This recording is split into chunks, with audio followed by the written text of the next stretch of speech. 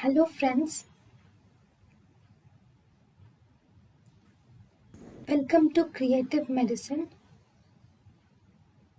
In this lecture, we will learn about Treatment of minimal change disease. In treatment of minimal change disease, steroids is the main treatment. In the steroids, we can give prednisolone as the first line therapy, and in this prednisolone is given in children in the dosage of 60 milligrams per meter square per day, and in adults it is given in the dosage of 1 milligram per kg.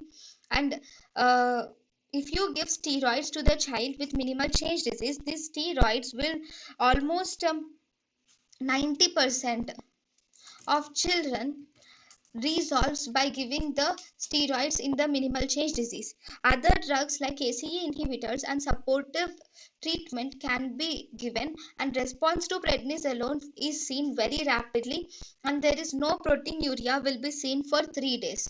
But in some cases, if the patient is steroid dependent, we can give cyclophosphamide can be given. But if the patient is steroid resistant, then we can give calcineurin inhibitor drugs like cyclosporin and tacrolimus is given. Even after giving this, if the patient is resistant, then we can give rituximab to the patient.